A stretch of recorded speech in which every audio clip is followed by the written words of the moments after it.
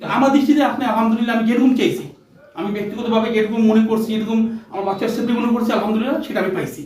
আমি ব্যক্তিগতভাবে এটা বলতে পারি, কারণ কার কি মতামত কার কি এটা আমি বলতে পারবো না।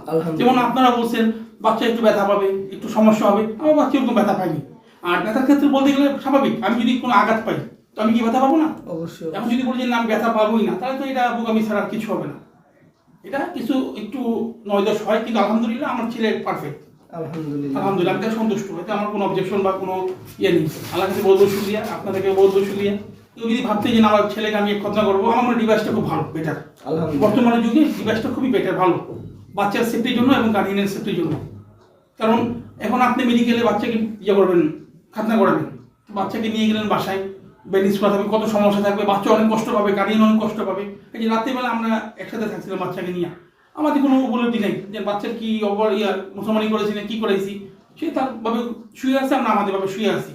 এখন যদি তাকে যদি আমি মেডিকেলে নিয়ে যদি সার্জারি করতাম, সেক্ষেত্রে কিন্তু আমি জিনিসটাগুলো ফিল করতে পারতাম না। অবশ্যই। তখন তাকে একটা আমাকে রাতবেলা পাহারা দিতে হইতো, অথবা আমাকে বা তার আমার পরিবারকে, তখন কত একটা বেজা। সেক্ষেত্রে আলহামদুলিল্লাহ আমরা মুক্ত আছি, আলহামদুলিল্লাহ এটা ডিভাইসটা বেটার আমার থেকে। আলহামদুলিল্লাহ।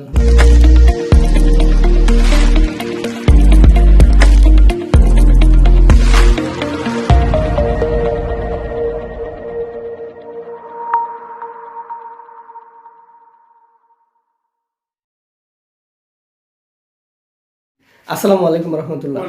আজকে থেকে গত 5 দিন আগে আমাদের টঙ্গী বাজার শাখায় আমরা শাহখানের আলহামদুলিল্লাহ ডিভাইস কসমেটিক্স উন্নতি খাতনা করছিলাম। আজকে আলহামদুলিল্লাহ আমরা মাত্র কিছুক্ষণ আগে ডিভাইসটা খুলে দিলাম। আমরা এখন ভাইয়ের কাছে একটু জানতে চাইবো যে আলহামদুলিল্লাহ এই 4-5 দিন বাসায় সে কেমন ছিল। আলহামদুলিল্লাহ ভালো ছিল, আপনারা যেভাবে বলছেন সেরকমই চলাফেরা করছে, কোনো সমস্যা হয়নি। তার যে খাতনা হয়েছে তার কোনো অনুভূতি ছিল না যে সে খাতনা আছে, বা আগে যেমন প্যান্ট পরতে বা লুঙ্গি পরে কি করবো কোনো সমস্যা, কোনো সমস্যা নেই, আলহামদুলিল্লাহ একেবারে নর্মাল। একেবারে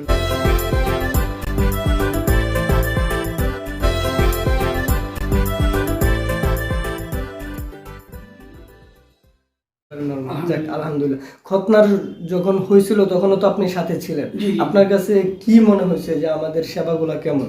না আলহামদুলিল্লাহ আপনার সেবাগুলো ভালো। তো আমার এইভাবে কোনো অবগত ছিল না, তো লেজা লেজা বলতেন আপনার জিনিসটা কি, একটু আগ্রহ ছিল আমার, দেখলাম যে না আলহামদুলিল্লাহ এটা ভালো, আমি মনে করি এটা ভালো, একটা বাচ্চার জন্য আলহামদুলিল্লাহ খুব ভালো। আলহামদুলিল্লাহ।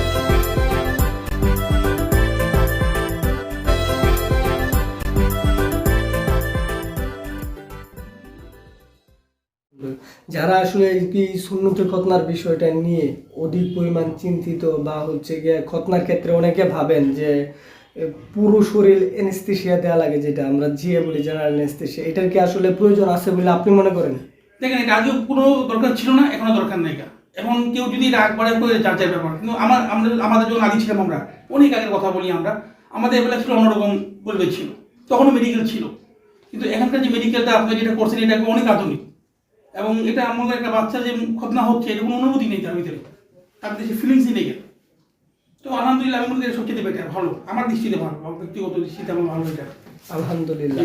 অনেক গার্ডিয়ান আছেন যারা হচ্ছে খতনার বিষয়টা নিয়ে অত্যধিক পরিমাণ চিন্তিত যে কিভাবে খতনা করবেন, বা অনলাইনের যুগ যেহেতু ভাই, বিশ্বস্ততা মানুষকে সহজে করাটা খুব কষ্টকর, যেহেতু মানে মিথ্যার ছোঁয়াটা অনেক বেশি অনলাইনে।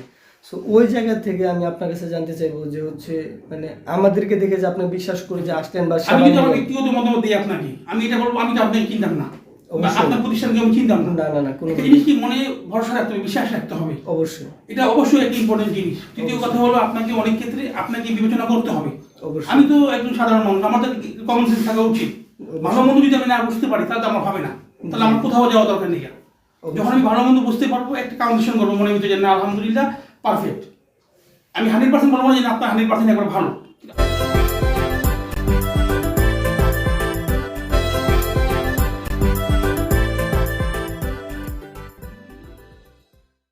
আমার দৃষ্টিতে আপনি আলহামদুলিল্লাহ আমি যেরকম চাইছি, আমি ব্যক্তিগতভাবে যেরকম মনে করছি, যেরকম আমার বাচ্চার সেফটি মনে করছি, আলহামদুলিল্লাহ সেটা আমি পাইছি।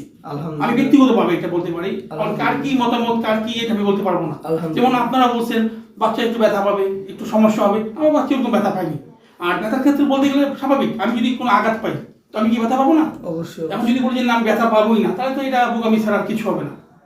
এটা কিছু একটু নয়দোষ হয়, কিন্তু আলহামদুলিল্লাহ আমার ছেলে পারফেক্ট। আলহামদুলিল্লাহ। আলহামদুলিল্লাহ, আমি তাই সন্তুষ্ট, এতে আমার কোনো অবজেকশন বা কোনো ইয়ে নেই। আল্লাহর কাছে বহুত বহুত শুকরিয়া, আপনাদেরকে বহুত বহুত শুকরিয়া। আলহামদুলিল্লাহ। যারা আসলে খতনা করানোর কথা ভাবতেছে বাচ্চাদেরকে, ওনাদের উদ্দেশ্যে আপনি কি বলবেন? জি, এখন যার যার মতামত কে কিভাবে জানি না, কিন্তু কেউ